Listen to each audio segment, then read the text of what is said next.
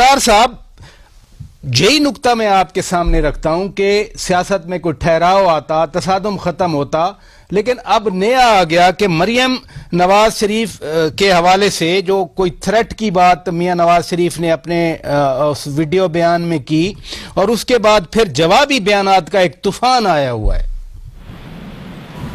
देखिए, अगर आप यानी कोई फोन आता है और फोन पे धमकियां दी जाती हैं, और अगर मरियम नवाज शरीफ साहबा समझती हैं कि उनकी जान को खतरा है, और उनके वालिद ने अगर बयान दिया, पहले तो मैं उनके वालिद के इस बयान को मैं सपोर्ट इसलिए नहीं करता हूं क्योंकि हमारे इदारों के सरबराहों के नाम नहीं लेने चाहिए। अगर आपको कहीं पे कोई एविडेंस है, अगर आप समझते हैं वो एविडेंस है, तो नवाज शरीफ साहब फिर एविडेंस के साथ उनका नाम ले सकते हैं।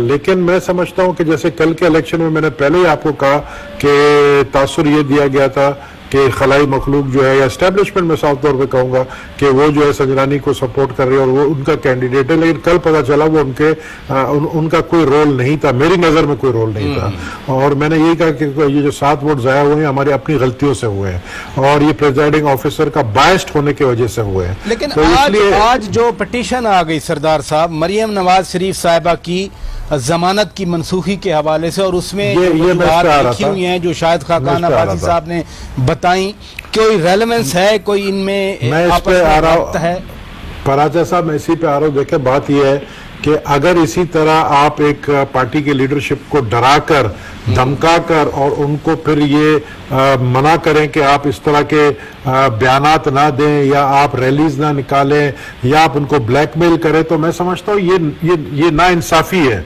क्योंकि आप एक तरफ आपने फ्री हैंड दिया हुआ है, एक तरफ जो है आपने उनको एक किस्म का लाइसेंस टू किल है गवर्नमेंट के पास, वो जो चाहे करे, जिसको चाहे ब्लैकमेल करे, नैब के जरिए उनको नोटिस भिजवाए। अब नैब देखे ना, नैब कोर्ट में गई है मरियम के बेल कैंसिल कराने के लिए, तो नैब को पार्टी नहीं बनना चाहिए और डिक्टेशन नहीं लेना चाहिए, वो एक इंडिपेंडेंट इदारा है। बड़ी जबरदस्त आपने बात की। इधर रुकिए, फवाद चौधरी साहब, मियां नवाज शरीफ के वीडियो बयान के हवाले से आज शाहिद खाकान अब्बासी से पूछा गया तो उन्होंने कहा मुझे तो इल्म नहीं है, लेकिन जो हुकूमत के रद्द अमल है, फैसल वाडा ने कल बात की थी, आज मुराद सईद ने बात कर दी, फैसल वाडा ने डिटेल बात की, उन्होंने तो फिर सबको कॉन्शियस कर दिया। जिन्होंने नहीं भी सुना था वो भी ढूंढते रह गए कि कहाँ है वो वीडियो, क्या कहा है मियां नवाज शरीफ ने।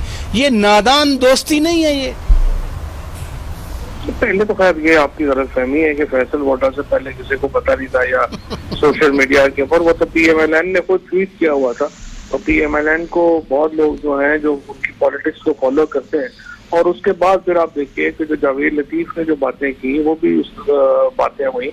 तो ये तो इस वक्त उनका जो PMLN का जो नैरेटिव है वो फैसल के कहने से तो नहीं होना, लेकिन उनकी अपने कहने से यकीनन उन्होंने एक ऐसी कंट्रोवर्सीज की तरफ जाना चाहते हैं, शायद वो अल्ताफ हुसैन पार्ट 2 बनना चाह रहे हैं इस वक्त ये सारे। इसके अलावा तो और कोई लॉजिक समझ नहीं आता। लेकिन ये मरियम नवाज शरीफ साहिबा की जमानत की मनसूखी के हवाले से जो पिटीशन आई है, इसकी टाइमिंग भी तो बड़ी अजीब है ना? देखिए, टाइमिंग तो हर जब भी होगा तो यही बातें होंगी कि ये टाइमिंग। हाँ, मैं असल बात यह है कि ये बड़ी खुशाइन बात है। देखिए प्राजा साहब, लोगों की जो मायूसी है ना वो 2 है। एक तो ये है कि देखिए ये सारे जो लोग हैं, नवाज शरीफ एंड कंपनी, इनकी करप्शन के ऊपर तो मतलब दास्ताने हैं, और हमने तमाम अपनी कैंपेन इनकी करप्शन के ऊपर बनाई थी। अब लोग कहते हैं कि देखें आपने वोट लिए, आप हुकूमत में आए, और अभी तक ये लोगों के खिलाफ कुछ नहीं हो सका, ना ये पैसे देने को तैयार है, ना जेल काटने को तैयार है।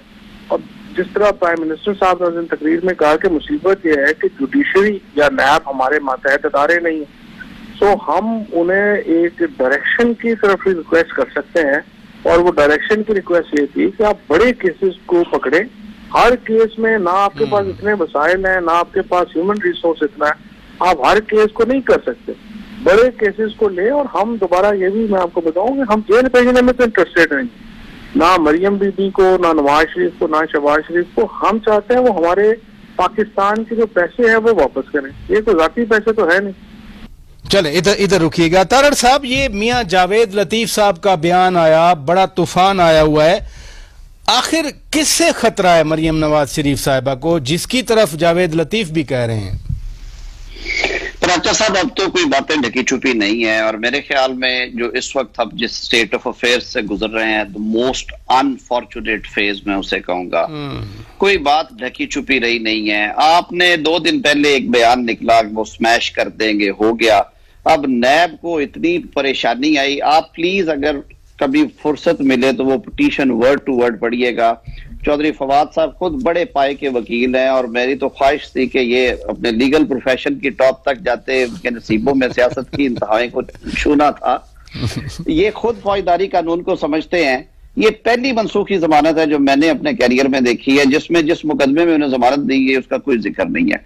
कहा यह जा रहा है कि मरियम नवाज शरीफ जमानत लेने के बाद आज होश आई है नैब को। अक्टूबर 2019 में यह बेल मिली थी, अब हम 2021 के मार्च में हैं।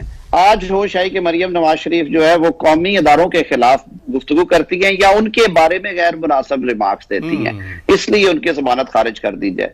भाई, फ्रीडम ऑफ एक्सप्रेशन में हर शहरी को हक है कि वो मुनासिब हदूद में रह के गुफ्तगू करे, और अगर उस इदारे को बुरा लगे, वो कोई इदारा भी हो सकता है, वो हमारा जुडिशरी का इंस्टीट्यूशन हो सकता है, वो अस्करी इदारा हो सकता है, वो हुकूमत हो सकती है, अगर with in the parameters of law उन अदारों को कोई प्रॉब्लम है, वो समझते हैं कि ये बेजा तनकीद है, उनके पास आइन में और कानून में रेमेडीज मौजूद हैं।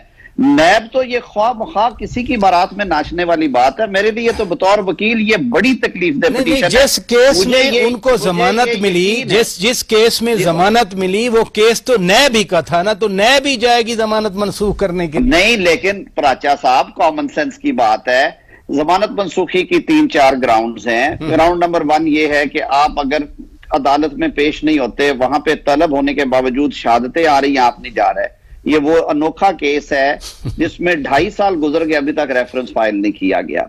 चौधरी साहब बड़े दुख का इजहार कर रहे थे कि अदालत उनके मतहत नहीं है। नैब तो उनके साथ पूरी तरह ठीक है, इसमें कोई ढकी छुपी बात नहीं है, ओपन सीक्रेट है। भाई, रेफरेंस तो फाइल करे वो। दूसरा ये मैं कहना चाहता हूं कि उनपे ये इल्जाम नहीं लगा रहे कि वो गवाहों को धमका रही हैं, या वो रिकॉर्ड लेके भाग गई हैं, या वो अदालत के बुलाने पे अदालत में पेश नहीं होती क्योंकि वहां तो चालान ही नहीं दाखिल किया गया। नैब कहती है कि इस मुकदमे में उन्हें जमानत तो है, लेकिन मरियम बीबी रैलीज में आके तकरीरें करती हैं, और उन तकरीरों में वो मुर्द इल्जाम ठहराती हैं हुकूमत वक्त को, और वो कौमी इदारों के बारे में गुफ्तगू करती है। अपने तर्ज की पहली कैंसिलेशन है। मुझे बतौर वकील ये कभी यकीन है कि इस पिटीशन में इन्हें नैब को कॉस्ट पड़ेगी, जुर्माना देना पड़ेगा हाईकोर्ट में। एक आपकी तस्सीह और कर दूं, हाईकोर्ट ने कोई तलब नहीं किया मरियम बीबी को 15 तारीख के लिए।